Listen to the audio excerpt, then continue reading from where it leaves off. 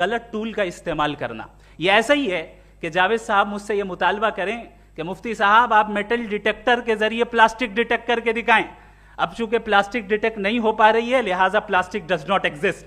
No, you are using the wrong tool. इस tool से plastic को डिटेक्ट नहीं किया जाता।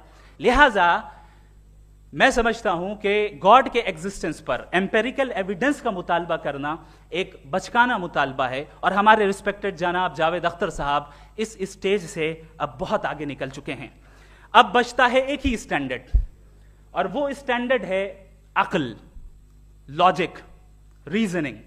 और यही वो स्टैंडर्ड है जिसके तहत गॉड की एग्जिस्टेंस को साबित किया जाएगा या गॉड की एग्जिस्टेंस को डिनाई किया जाएगा। लेकिन चूंकि ये बहुत इंपॉर्टेंट और सेंसिटिव टॉपिक है, इसलिए लॉजिकल आर्ग्यूमेंट भी ऐसा होना चाहिए जो डेफिनेटिव हो, इनडेफिनेटिव ना हो, जो 2 और 2 4 की तरह बिल्कुल वाजे हो, जिसे लॉजिकली रिजेक्ट करना पॉसिबल नहीं हो।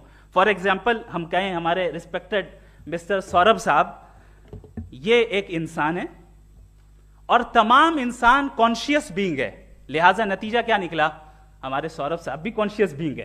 क्या ये इनडेफिनेट आर्ग्यूमेंट है या डेफिनेट आर्ग्यूमेंट है? ये डेफिनेट आर्ग्यूमेंट है।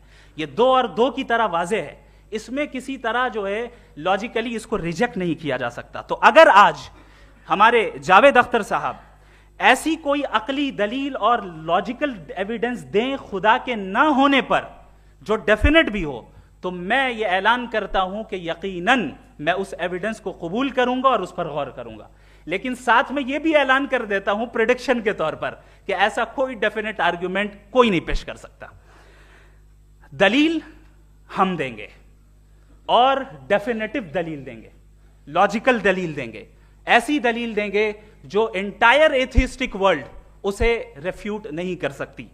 चलें अब हम एक एग्जाम्पल सोचते हैं, एक सिनेरियो, सिंपल सिनेरियो, तमाम ऑडियंस से गुजारिश है, हम और आप एक आइसोलेटेड आइलैंड पर हैं, ऐसा आइलैंड जहां पे हमसे पहले कोई कभी नहीं गया। चलते चलते आपके सामने अचानक आपने देखा एक पिंक कलर की बॉल पड़ी हुई है।